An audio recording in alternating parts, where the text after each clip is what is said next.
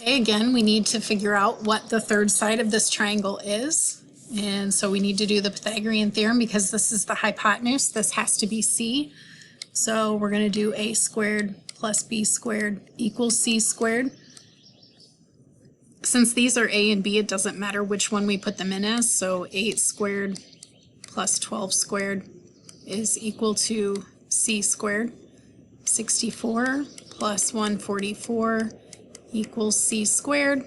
So this is 208 is equal to c squared, and then we're going to take the square root on both sides. And so the square root of 208 is not a perfect square, but it does have factors that are perfect squares.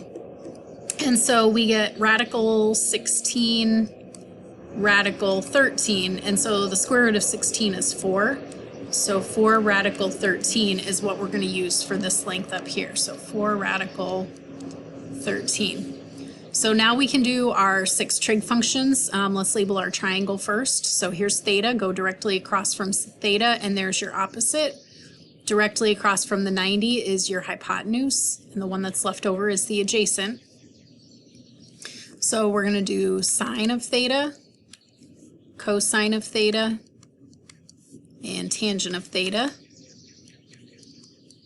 And then we're going to do their reciprocals. So cosecant of theta, secant of theta, and cotangent of theta.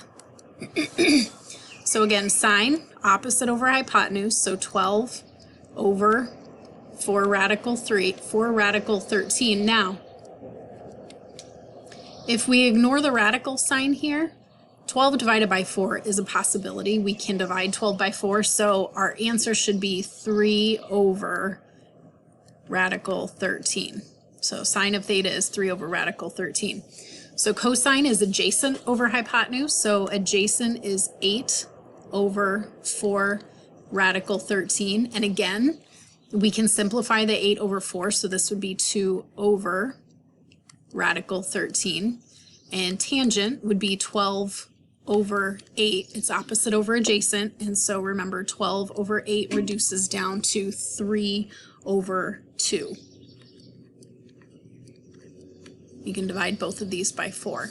So now we're just going to do the reciprocals for each one of these. So we're going to do the reciprocal of the simplified one. So this would be radical 13 over 3. Do the simplified one, so this would be radical 13 over 2. And this one would be 2 over 3.